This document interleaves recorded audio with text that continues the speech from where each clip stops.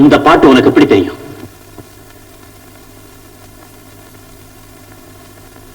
எனக்கு ரொம்ப நாளா தெரியும். சந்தியா, இந்த பாட்டு உனக்கு எப்படி தெரியும்னு கேட்டேன். ஞாபகம் இல்ல. எவ்வளவு நாளா இதை பாடிக்கிட்டு இருக்கு? இது இந்த பாட்டு உனக்கு ரொம்ப பிடிச்சிருக்கு, அப்படித்தானே? பாட்டும் தெரியும், பாடவும் பிடிக்கும். ஆனா எப்போ எங்க எப்படி தெரிஞ்சுக்கிட்டோம் தான் உனக்கு தெரியல. சின்ன வயசுல இருந்தே தெரியும்னு நினைக்கிறேன். அப்ப இருந்து இதே பாடுறேன். ஓ, அதனாலதான் நினைச்ச இடத்தெல்லாம் பாடிக்கிட்டு அலையறியா? நினைச்ச இடத்துலயா? நானா? இந்த பங்களா உனக்கு தெரியுமா?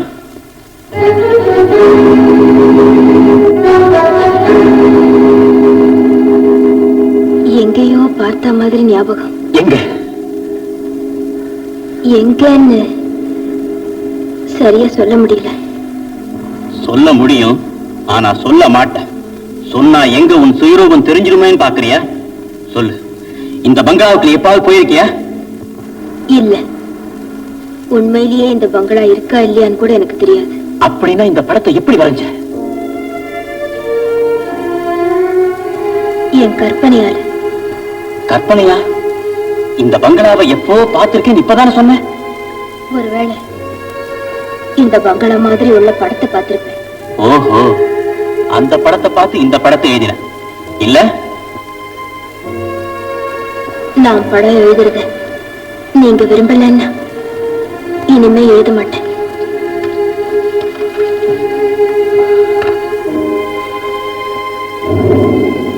அந்த விரல்ல என்ன? ஒண்ணுமில்ல. ஒண்ணும் இல்லையா? படம் வரையறதுக்காக பென்சில் சிவும் போது பிளேடு அடிக்கடி இப்படித்தான் விரல அறுத்துரும், ரத்தம்னா எனக்கு ரொம்ப பிடிக்கும் அப்படின்னு எல்லாம் ஏன் சொல்ல மாட்டேங்கிற? உண்மையை சொல்லு. மௌனம் சாதிச்சே மறைஞ்சு வாழ பார்க்கிற. இனிமே அது நடக்காது. சந்தியா, விதவிதமான வர்ணங்களை பூசி அழகான ஓவியத்தை உருவாக்குற மாதிரி பயங்கரமான உன் சுயரூபத்தை அமைதியான பார்வையாலும் அழகான வார்த்தைகளாலும் மூடி மறைச்சு எங்களை எல்லாம் ஏமாத்த பார்க்கிற. இது ஒரு கற்பனையால எழுதின சித்திரமா? இல்ல, நிச்சயமா இல்ல. இது பேய்களின் பிரதிபிம்பம், பிசாசுகளின் ஞாபக சின்னம்.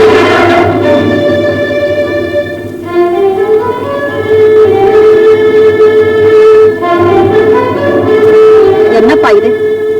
அவ எவ்வளவு அழகா சித்திரம் வரைஞ்சிருக்கா. இதை இப்படி வீசி எறிஞ்சிட்டியே. அம்மா, நீங்க அவ எழுதின சித்திரத்தை தான் பாக்குறீங்க.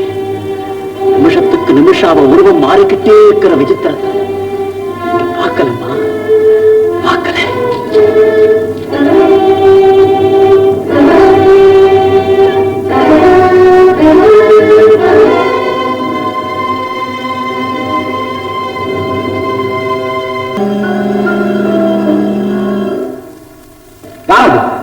நான் ஒரு doctor, doctor Anand.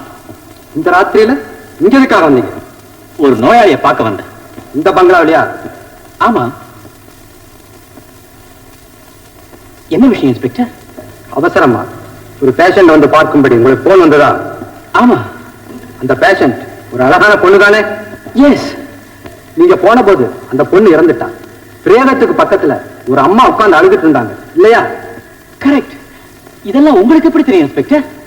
Doctor sir, இந்த பங்களாவில பல வருஷங்களா யாருமே வசிக்கிறது இல்லைன்னு எங்களுக்கு ரொம்ப நல்லா தெரியும். ஆனா இந்த மாதிரி சூறாவளி வீசுற இரவு வேளையில இது போல நாடகம் பலமுறை நடந்திருக்கு. உங்க மாதிரி எத்தனையோ டாக்டர்கள் இங்க வந்து ஏமாந்து போயிருக்காங்க.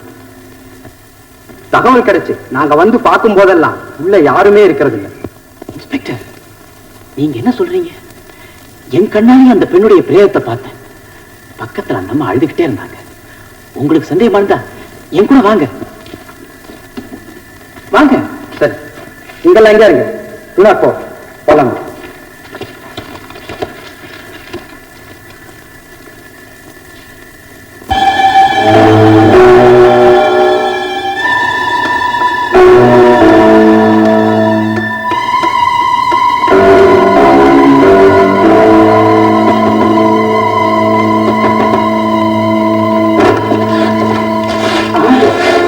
அங்கதான்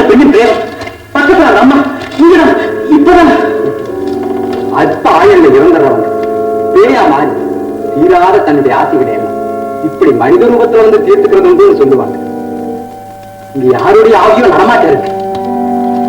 அப்ப சுடுகாட்டுல மாயமா மறைஞ்சு போயிட்டா. இப்போ இங்க அதே முகம், அவளேதான்.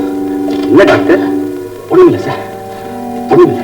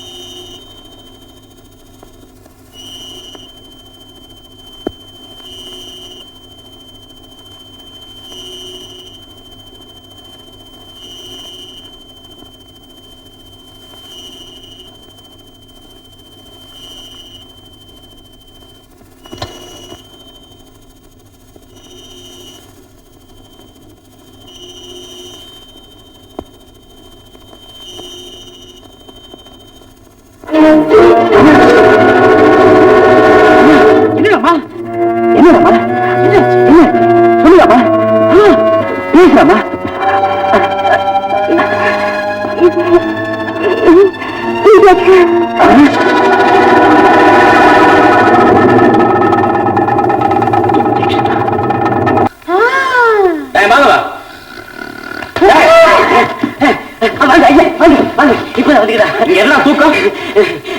காத்துக்கிட்டு இருந்தேன், நீங்க வரல, தூக்கம் வந்துச்சு, தூங்கிட்டேன். வர வர ரொம்ப முன்னேறிட்டு வர. இருக்கட்டுங்க, சந்தோஷம். வாழ்க்கையில முன்னேற்ற அவசியம் தானே? அவசியம் தானே. அடிச்சவ தெரியுமா? பிளாட்பாரத்துல காம்பவுண்ட், காம்பவுண்ட்ல இருந்து ஹாலுக்கு வந்தாச்சு. இனிமே பெட்ரூம்ல போய் படுத்துக்க. அகத்துங்க. எங்கடா போற? பெட்ரூமுக்கு போச்சு. சுடுகாட்டுக்கு போச்சோம். போற சுடுகாடு போடும். பேய் அப்படியே படுத்திருக்கு. அவன் மேல அப்பா கோபிச்சுக்கிறேன். அவன் தான் ரெண்டும் கட்டான்னு உனக்கு நல்லா தெரியுமே. நீ ஒண்ணு கேட்டா தூக்க கலக்கத்துல அவன் ஒண்ணு சொல்லுவான். டேய் மாறுவா, போய் இலைய போடு. வேண்டாம், எனக்கு பசி இல்லை.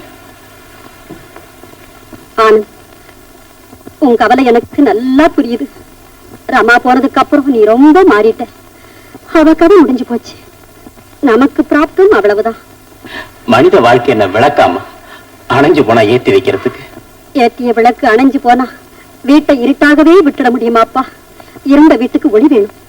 இந்த வீட்டுக்கு விளக்கேத்தி வைக்க ஒரு மருமக வேணும். சரின்னு ஒரு வார்த்தை சொல்லப்பா. நாளைக்கே ஒரு பொண்ணை பார்த்து. அம்மா, கொஞ்ச நாளைக்கு என்ன நிம்மதியா இருக்க விடுங்கம்மா. ஆனந்த், ஆனந்த்,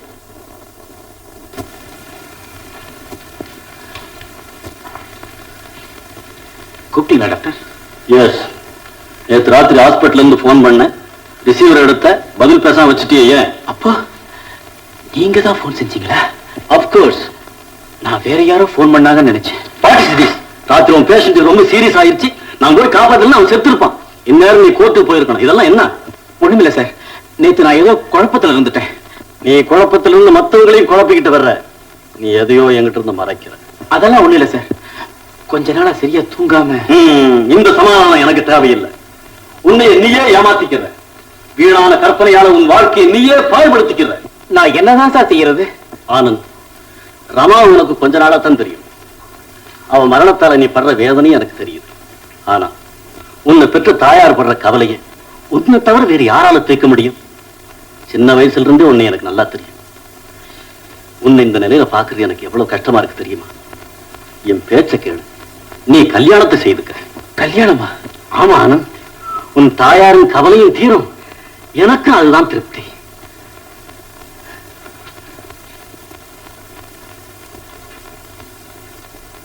பதில் பேசாம போனா பாதி சம்மதம்னு அர்த்தம். கல்யாணம் கல்யாணம் என்ன மாதிரி? ஆஸ்பத்திரிக்கு போனா அங்க டாக்டர், இங்க வந்தா நீங்க எல்லாம் உன் நன்மைக்குத்தான்ப்பா சொல்றோம். என் நன்மை. ஆமாப்பா, வர வர என்னால முடியல. மருமக ஒருத்தி வந்துட்டா நான் என் பாட்டுல ஏதோ கோயில் குளம்னு நிம்மதியா இருப்பேன். உன் மனசுக்கும் ஆறுதலா இருக்கும். அம்மா, ஆனந்த், உன்னை பெத்த தாய் சொல்றேன், எனக்காகவாவது நீ கல்யாணத்துக்கு சம்மதிக்கணும். சரிம்மா, சரி. என் மனசுக்கு ஆறுதல் கிடைக்குதோ இல்லையோ, உங்க மன நிம்மதிக்காகவாவது இந்த வீட்டுக்கு ஒரு மருமக வேணுங்கிறீங்களே, அதுக்காகவாவது நான் கல்யாணம் செய்துக்கிறேன். போதுமப்பா, அது போதும். ஒண்ணு கூட. அம்மா, நான் எதை பத்தியும் கவலைப்படல. இதுதான் பொண்ணுன்னு சொல்லுங்க. அவ முகத்தை கூட பார்க்காம நான் தாலி கட்ட தயாரா இருக்கேன்.